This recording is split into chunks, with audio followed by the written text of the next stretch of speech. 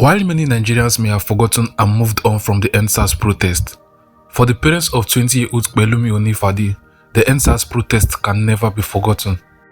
Onifade Emmanuel Pelumi was a 200-level history student at Tai Solarin University of Education. The young boy was an easygoing person who loved football, church and journalism. His physique and football skills earned him the nickname Sergio Busquets. Almighty Sergio Busquets shot. Sergio Busquets. Back in 2020, Pelumi was interning as a media personnel for Boa TV, an online television channel, and during his time at Boa TV, the EndSARS protest started. As Nigerians took to the streets to speak up against police brutality and call for the disbandment of SARS, young Pelumi played his part by covering the protests, and the young man took delight in his job. Pelumi made EndSARS content for Boa TV, and he was the one who recorded this popular EndSARS protest video that trended back then.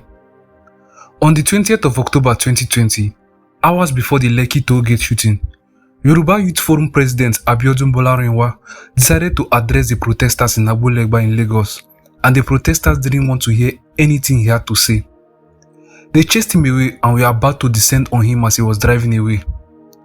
As he drove away, some of the protesters continued to follow him. Then he pulled out a gun from his window and first shot into the air.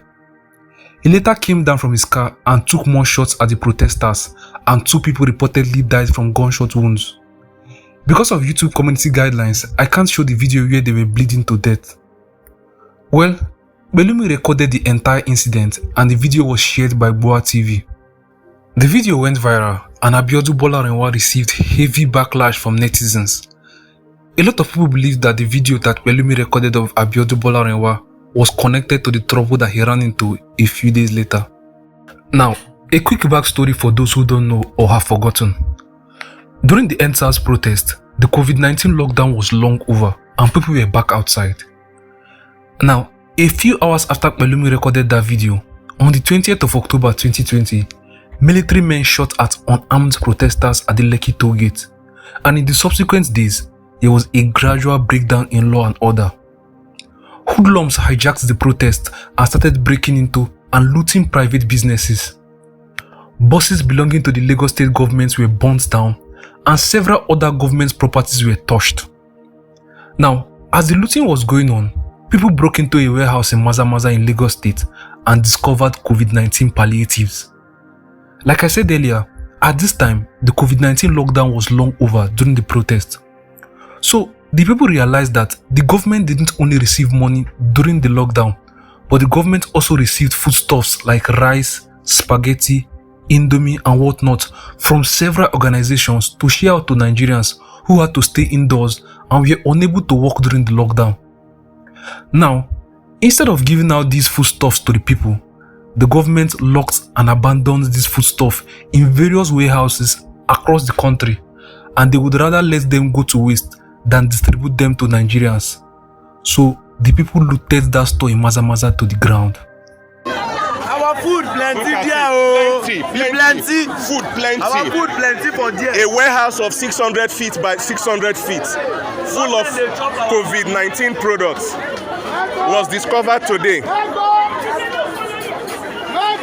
Look at people struggling to pass.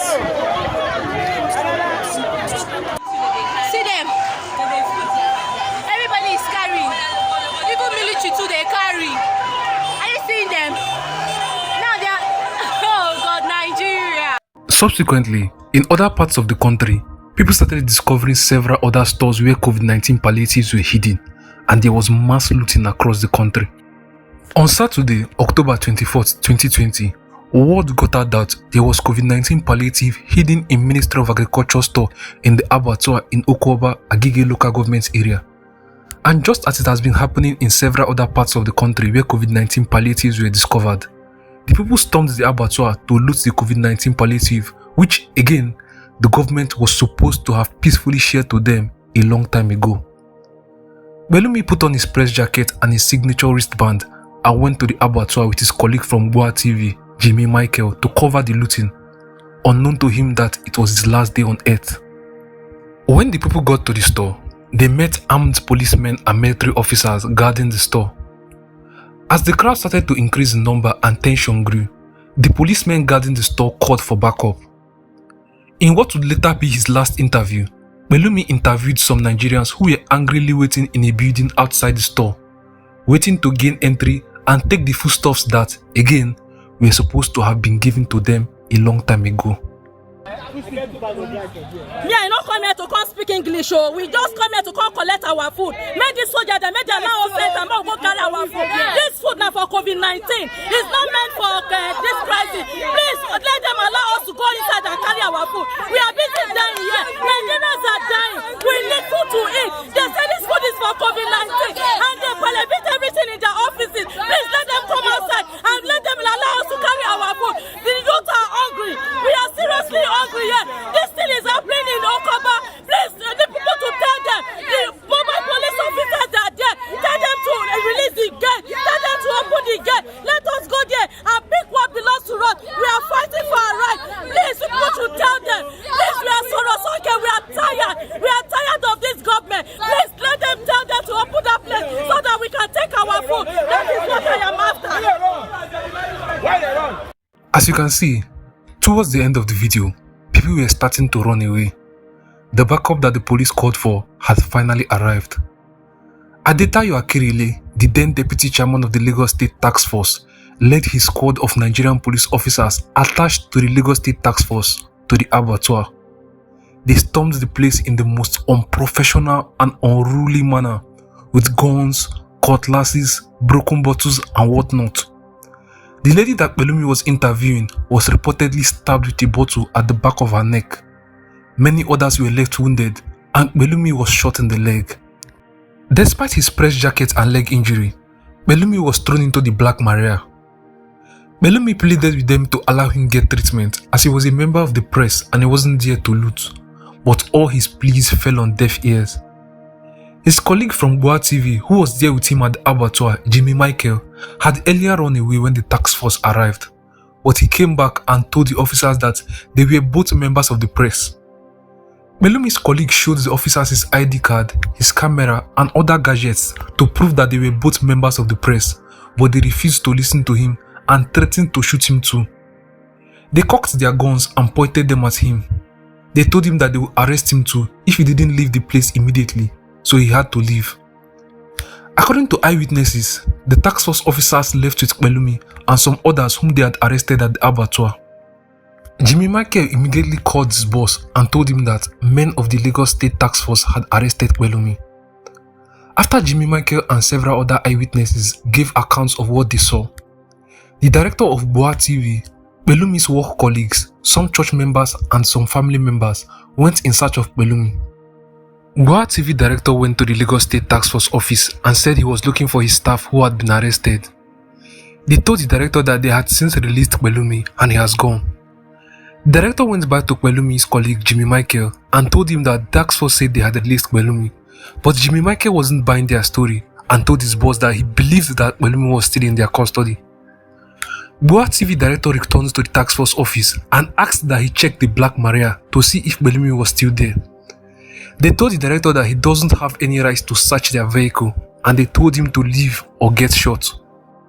So, Pelumi's colleagues, family members, friends and church members went to several prisons across the state, went to hospitals, police stations and they searched for Pelumi for 4 days, from Saturday, October 24th to Tuesday, October 27th, 2020 without any success.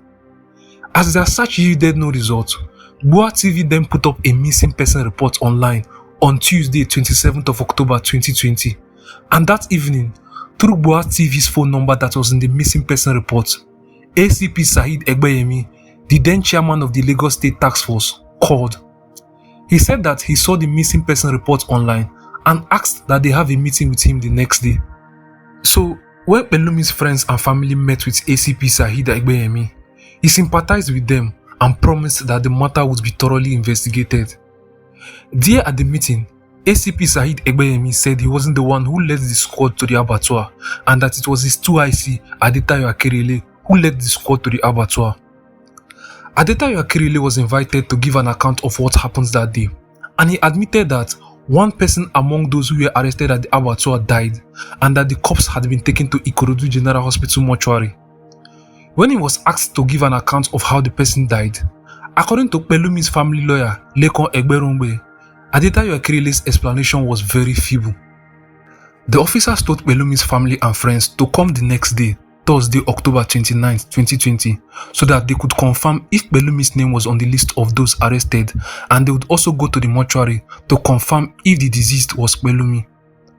That Thursday, the federal government declared the day a public holiday to mark the Eid el-Maulud celebration, so they couldn't go that day. The next day, October 30th, 2020, they went to the mortuary in Ikorodu and they saw Pelumi's lifeless body. The police, who had earlier admitted that one of the people they arrested in the Abattoir was dead and in the mortuary in Ikorodu, suddenly changed their story.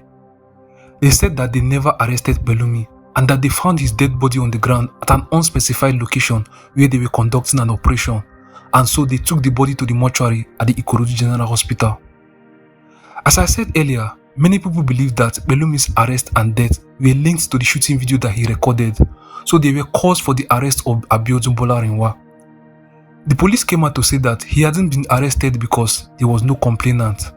Friends and family members of Pelumi demanded justice for Pelumi, and Nigerians also joined in demanding justice for the slain journalist.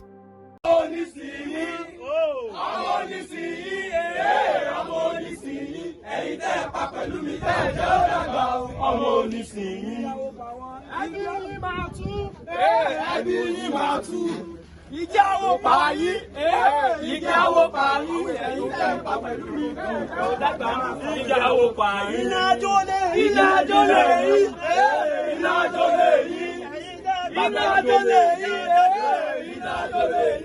Ẹ̀yin tẹ́ pa pẹ̀lú mi ìjáwó lẹ́gbà ìnájó lè yí. Ẹ̀gbọ́n náà wetin we do there? We no do them anything. Wetin we do there? We no do them anything. Wetin we do there? We no do them anything. Wetin we do there? We no do them anything. Hey, politician, na dem keep cause. Politician, na dem cause like he shooting. Politician, na dem keep pẹ̀lú. Ẹ̀gbọ́n náà sọ pé wetin we do there? We no do them anything. Wetin we do there? We no do them anything.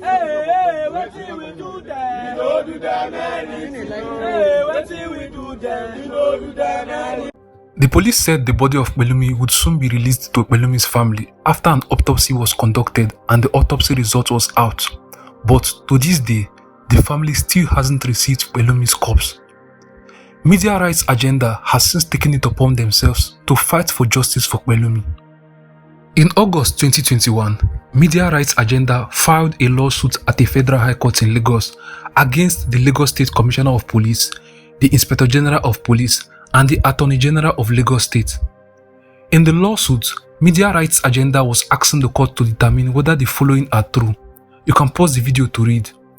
But in summary, the lawsuit was asking the court to determine whether Pelumi's shooting and arrest was unconstitutional and a violation of his fundamental rights, to determine whether his death in police custody amounted to extrajudicial killing, to determine whether the police have an obligation to investigate the death of Pelumi, to determine whether the Lagos State government has an obligation to conduct a coroner's inquest procedure to ascertain the cause of death of Pelumi, and to determine whether the court can direct the police and the Lagos State government to investigate the harassment, shooting, arrest and death of Pelumi while in the custody of agents of the Commissioner and the IGP. In July 2024, a Federal High Court in Lagos delivered judgment in the lawsuit filed by Media Rights Agenda. Justice Ayokunle Olayinka Faji dismissed Media Rights Agenda claims against the police for lack of evidence, stating that Media Rights Agenda Program Officer John Badamosi, who deposed to the affidavit in support of the suit, did not witness any of the facts relevant to the matter, and that the family members of the deceased who have the necessary information regarding their various interactions with the police, none of them filed any evidence in support of the incident. In the judgment, Justice Ayokunle Olayinka Faji directed the Attorney General of Lagos State to take all necessary steps to ensure an investigation into the circumstances of Pelumi's death and to conduct a coroner's inquest to ascertain the cause of death, as well as identify and prosecute those responsible for his death. After the court's ruling, on the 22nd of August 2024, Mr. Kingsley Kenechukwu of Charles Musa & Co., Lawyers to Media Rights Agenda, wrote a letter to the Lagos State Attorney General and Commissioner for Justice, urging the government to comply with the directives of the Honorable Court so that justice would be seen to be done and hope given to the common man that there is still justice in the judicial system. On the 2nd of September 2024, the Lagos State government replied to the letter sent by Lawyers to Media Rights Agenda. The Chief State Counsel in the Lagos State Directorate of Public Prosecutions, Mr. Oluwaseun Akinde, on behalf of the Lagos State Attorney General and Commissioner for Justice, expressed readiness to comply with the orders of a Federal High Court in Lagos. Mr. Oluwaseun Akinde said in the letter that the coroner unit of the Directorate would write to the state's Chief Coroner, Justice Mojisola Dada, requesting her to convoke an inquest into the death in compliance with the court's order. In compliance with the orders of a Federal High Court in Lagos, the Lagos State government instituted a coroner's inquest into Pelumi's death. The inquest kicked off in October 2024 and it is being carried out by a Lagos State District Coroner, Mrs. Temitope Oladele, and at the time of making this video, the coroner's inquest into Pelumi's death is still ongoing. Media Rights Agenda has since been updating the public on the inquest via their website, so we'll see how that goes. It's been 6 years since Pelumi was murdered and no police officer has been held responsible for his death. His corpse still hasn't been released to his family.